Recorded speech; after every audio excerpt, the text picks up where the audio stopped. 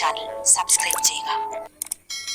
ആദ്യ പാർട്ടിയേക്കാൾ കൂടുതൽ കാലങ്ങളായിട്ടുള്ള രാഷ്ട്രീയ കക്ഷികളിൽ തെരഞ്ഞെടുപ്പിൽ മത്സരിച്ചതിന് ശേഷം അവർ കൂറുമാറുന്ന ഒരു സ്ഥിരം പതിവുണ്ട്. ഇപ്പൊ തൊടുപുഴ മുനിസിപ്പാലിറ്റിയെ സംബന്ധിച്ചിടത്തോളം കഴിഞ്ഞ തവണത്തെ സാഹചര്യങ്ങൾ എല്ലാവർക്കും അറിയാം.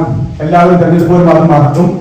ഇപ്പൊ ആം ആദ്മി പാർട്ടി മത്സരിക്കുമ്പോൾ പൊതുവെ എല്ലാവരും പറയും ആം ആദ്മി പാർട്ടി നിന്നാല് കുറച്ച് വോട്ടുകൾ മാറിപ്പോവുകയുള്ളൂ എന്ന് പറയും. പക്ഷെ കരിങ്കുന്നത്ത് എല്ലാവർക്കും അറിയാം ആം ആദ്മി പാർട്ടിയുടെ ആദ്യ വിജയം അവിടെ ഉണ്ടായി. കാലങ്ങളായി ഒരു പാർട്ടി പഞ്ചായത്ത് തുടങ്ങിയപ്പോൾ തൊട്ട് എനിക്ക് തോന്നുന്നു അന്ന് തൊട്ട് ജയിച്ചുകൊണ്ടിരുന്നതാണ്. പക്ഷെ അവിടുത്തെ ജനങ്ങൾ മാറി ചിന്തിച്ചു. അതിന്റെ ഗുണം ഈ കഴിഞ്ഞ ദിവസങ്ങളിൽ വാരി പോയാൽ അല്ലെങ്കിൽ അവിടെ പത്രമാധ്യമങ്ങൾ അല്ലെങ്കിൽ അവരുടെ സംസാരത്തിൽ മനസ്സിലാവും. അവിടെ മാറ്റം അവിടെ ഉണ്ടായിട്ടുണ്ട്. അതിപ്പം പല രീതിയിലുള്ള മാറ്റങ്ങൾ അവിടെ ആളുകൾക്ക് ഫീൽ ചെയ്യുന്നുണ്ട്. അതിന്റെ റിസൾട്ട് അടുത്ത പഞ്ചായത്ത് തെരഞ്ഞെടുപ്പുണ്ടാവും. തൊടുപുഴ മുനിസിപ്പാലിറ്റിയെ സംബന്ധിച്ചോളം ബഹുമാനായ മുനിസിപ്പൽ പ്രസിഡന്റ് പറഞ്ഞ കാര്യം ആദ്യം വിശദമായി പറഞ്ഞൊരു കാര്യം അത് പറയാൻ കാരണം ആം ആദ്മി പാർട്ടിയുടെ നിരവധിയായ പ്രവർത്തനങ്ങൾ ഈ മുനിസിപ്പാലിറ്റി ഭരണവുമായി ബന്ധപ്പെട്ട് മുനിസിപ്പാലിറ്റി നടപ്പാക്കേണ്ട കാര്യങ്ങളുമായി ബന്ധപ്പെട്ട് നിരവധിയായ കാര്യങ്ങൾ പറഞ്ഞു.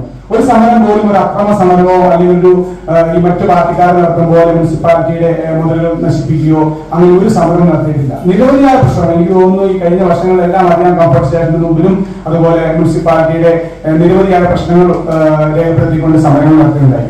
ഇപ്പോൾ മത്സരിക്കാനുള്ള പ്രധാന കാരണം ആം ആദ്മി പാർട്ടി സാന്നിധ്യമായ ഒരു കൗൺസിലർ വന്നാൽ ഈ നിലവിലുള്ള 35 കൗൺസിലർമാരെന്ന് പറയുന്നത് ഒരാൾ വന്നാൽ ഈ മുനിസിപ്പാലിറ്റി എന്തെങ്കിലും ചേഞ്ചസ് വരുത്താൻ വേണ്ടി ഒരു ശ്രമം ഉണ്ടാവും.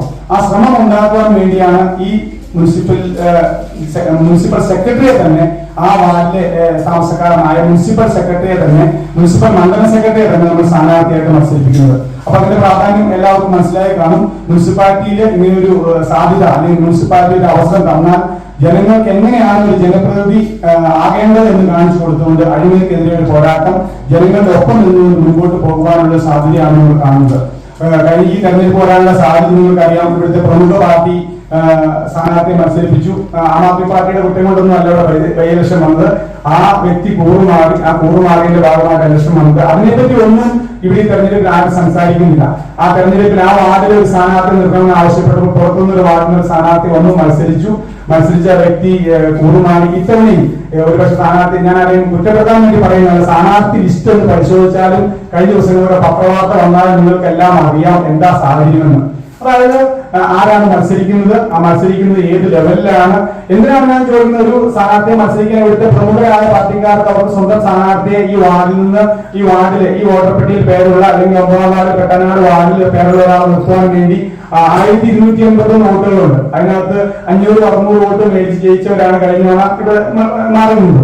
അപ്പൊ അവർക്ക് ഒരു സ്ഥാനാർത്ഥിയെ വാർഡിൽ നിന്ന് കണ്ടെത്താൻ പറ്റുന്നില്ല എന്ന് പറയുന്നത് തന്നെ എന്തിനാണ് എന്ന ഒരു ചോദ്യം സാമാന്യ രീതിയിൽ മാത്രം നമുക്ക് ചോദിക്കാം. കാരണം ഇത്രയും ആളുകളുള്ള ഇത്രയും ശക്തമായ കഴിഞ്ഞ 592 വോട്ടാണ് കിട്ടിയത്. അത്രയും സജീവമായ സാന്നിധ്യമുള്ള വാർഡില് ഒരു സ്ഥാനാർത്ഥിയെ വാർഡിൽ നിന്ന് കണ്ടെത്താൻ കഴിയില്ല എന്ന് പറയുന്നത് തന്നെ എന്ത് കാരണങ്ങളാണ്? ആ വാർഡിലുള്ള ജനങ്ങളോടുള്ള വെല്ലുവിളിയായിട്ടാണ് നമുക്ക് തോന്നുന്നത്. കാരണം എന്ന് കരുതി നമ്മൾ പ്രാദേശികവാദം പറയുകയെന്നില്ല, അങ്ങോട്ടും കൂടെ മാറി നിൽക്കും. പക്ഷെ മാറി നിൽക്കുന്ന നേതാക്കന്മാർ പലപ്പോഴും ആളുകൾ സംവരണമാകുമ്പോൾ മാറി നിൽക്കും. ഈ വാർഡ് ജനറൽ വാർഡാണ് എങ്കിലും അതിന്റെ ഞാൻ പറഞ്ഞില്ല സ്ഥാനാർത്ഥിയുമായി ബന്ധപ്പെട്ട മറ്റു കാര്യങ്ങളിലേക്ക് നിങ്ങൾക്ക് എല്ലാം അറിയാവുന്ന കാര്യമാണ്.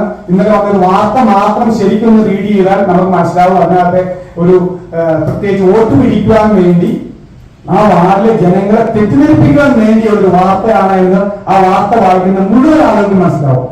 അതായത് ആ വാർഡിൽ എങ്ങനെയാണ് വോട്ട് ചെതറിപ്പോകാതെ രണ്ട് രീതിയിൽ കൂട്ടിച്ചേർത്തുകൊണ്ട് വോട്ട് പിടിക്കാൻ എങ്ങനെ കഴിയും, ഏതെല്ലാം രീതി അതിന്റെ ഞാൻ അതിലൊരു പോയിന്റിലേക്ക് ഡീപ്പായി ഞാൻ പോകുന്നത് നിങ്ങൾക്ക് മനസ്സിലായിട്ടുണ്ടാവും.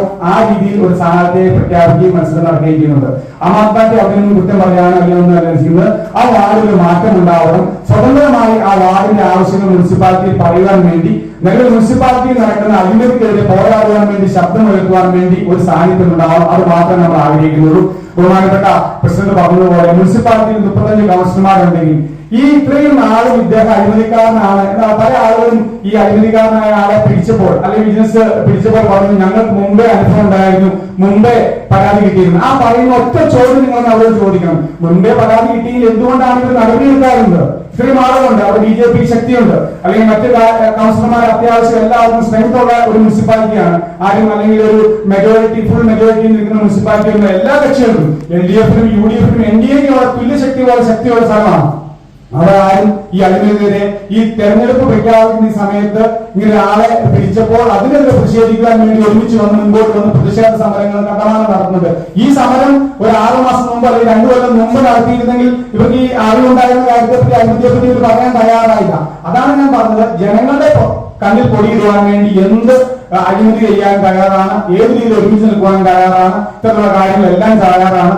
അത് മാറ്റം വരണം. അതിനു വേണ്ടിയിട്ടാണ് ആം ആദ്മി പാർട്ടി ഇവിടെ ഉപതെരഞ്ഞെടുപ്പിൽ സ്ഥാനാർത്ഥിയായി ഏറ്റവും കഴിവുള്ള ഒരു വ്യക്തിത്വം, ഏറ്റവും ചുരുക്കുള്ള യുവാവിനെ ഈ തെരഞ്ഞെടുപ്പിലേക്ക് ഞങ്ങൾ കൊണ്ടുവരുന്നത്. വേറെ ഒന്നുമല്ല ഞങ്ങളുടെ ലക്ഷ്യം. ഈ തെരഞ്ഞെടുപ്പ് കഴിഞ്ഞ് മുനിസിപ്പാലിറ്റി ഈ പ്രതിഷേധ സമരം നടത്തിയതിന് ഫലമുണ്ടാകുവാൻ വേണ്ടി മുനിസിപ്പൽ കൗൺസിലിൽ ആം ആദ്മി പാർട്ടിയുടെ അല്ലെങ്കിൽ ജനങ്ങളുടെ, ആം ആദ്മി പാർട്ടിയേക്കാൾ ഉപരി ജനങ്ങളുടെ 1-ാം വാർഡ് ജനങ്ങളുടെ ശബ്ദം മുനിസിപ്പാലിറ്റി ഉയർന്നു കേൾക്കാൻ വേണ്ടി ഒരു സ്ഥാനാർത്ഥിയാണ് പ്രഖ്യാപിച്ചിരിക്കുന്നത്. എല്ലാവരും പ്രത്യേകിച്ച് മാധ്യമങ്ങളിലെല്ലാം സജീവമായ ഒരു സഹകരണം ഉണ്ടാകണമെന്ന് വിനീതമായി അഭ്യർത്ഥിക്കുകയാണ്.